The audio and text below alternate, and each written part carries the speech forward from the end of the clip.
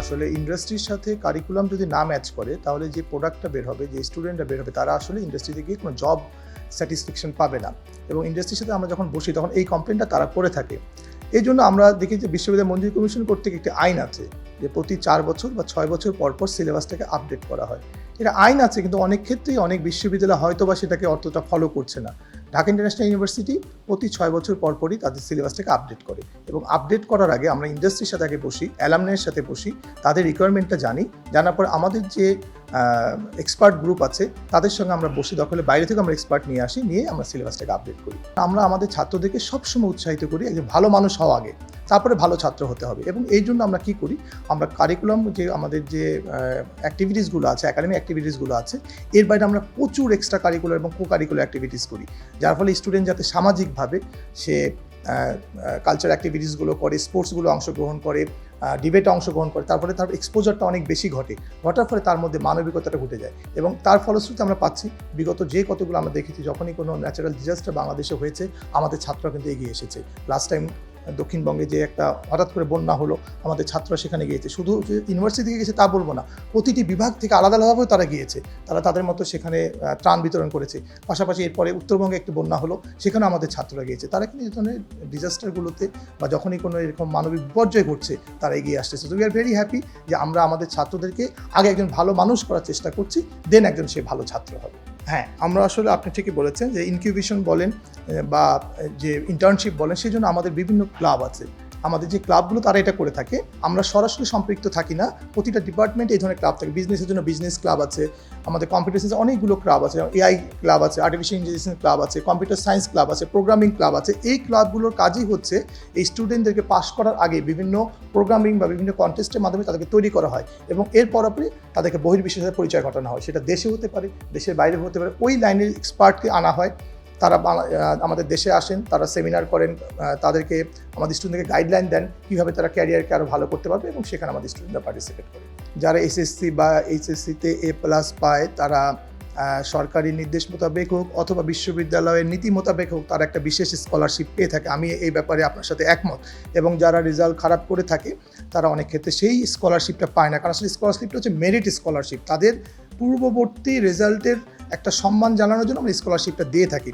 তবে আমরা যেটা করি, যে ছাত্রটা অপেক্ষাকৃত দুর্বল, আমরা যেটা যদি মনে করি যে কোনো একটা কারণে সে রেজাল্ট খারাপ করেছে এসএসসিতে বা এইচএসসিতে, তাদেরকে আমরা বিশেষ টিউটোরিয়াল ক্লাস নেওয়ার চেষ্টা করি। এবং আমরা এই ছাত্রগুলোকে আমাদের রেগুলার ক্লাস শুরু হওয়ার আগেই তাদেরকে English course, computer course, Bangladesh studies course, এই ধরনের কিছু কোর্স দিয়ে তাদের গ্রুমিংটা করে নিই। যখন মেইন কোর্সের ক্লাসগুলো শুরু হয়, তখন ওই A+ পাওয়া বা GPA 5 পাওয়া স্টুডেন্ট এবং তার চেয়ে কম পাওয়া একটি স্টুডেন্ট, এদের মধ্যে বেসিক্যালি তখন আর কোনো তফাৎ থাকে না। উচ্চশিক্ষা যারা পড়ছে তাদের সবার বলবো না, অধিকাংশের লক্ষ্য হচ্ছে বিদেশে চলে যাওয়া। এইটা থেকে আসলে শুধুমাত্র একটা ইউনিভার্সিটি এখানে কাজ করলে হবে না, এইটা কাজ স্কুল লেভেল থেকে শুরু করতে হবে। আমাদের হয়তো বা কিছু ছাত্র এই ধারণাটাই হয়ে গেছে দেশ ভালো না, বিদেশ ভালো।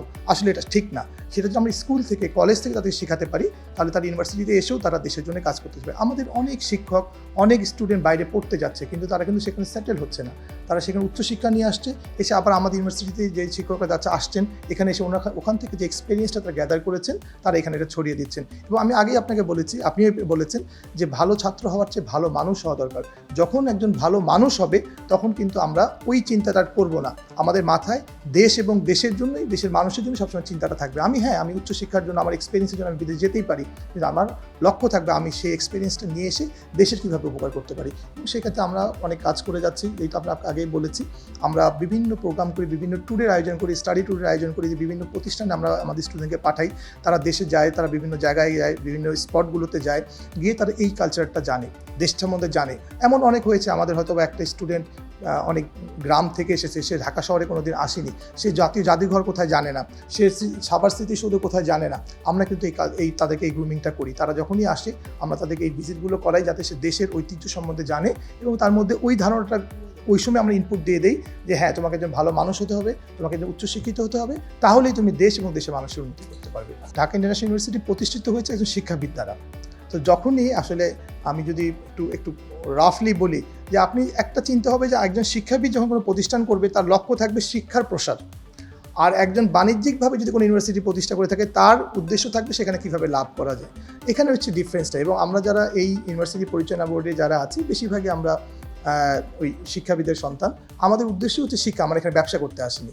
যার ফলে আমরা চেষ্টা করি আমাদের টিউশন ফিটা, কারণ ইউনিভার্সিটি মোটেই হচ্ছে শিক্ষাটাকে যেন মধ্যবিত্তের নাগালে রাখা হয়, যার ফলে আপনারা দেখবেন যে আমাদের টিউশন ফিটা তুলনামূলকভাবে একটু কম রাখা হয়েছে। এবং আমরা চাচ্ছি এখানে আমাদের প্রতিষ্ঠাতার উদ্দেশ্য ছিল মধ্যবিত্তের জন্য পড়তে পারে, শুধু উচ্চশিক্ষার জন্য, উচ্চবিত্তের জন্য উচ্চশিক্ষা না, এটা মধ্যবিত্তের জন্য। সেই কারণে আমরা সবসময় টিউশন ফি কম রাখতে চেয়েছি এবং আমরা চেষ্টা করেছি টিউশন ফি কম রেখেও শিক্ষার মানটা যেন কোনো ধরনের কোনো কম্প্রোমাইজ না করা হয়। আমরা এখানে মানটাকে আমরা খুব হাই স্ট্যান্ডার্ডটা বজায় রাখার চেষ্টা করেছি।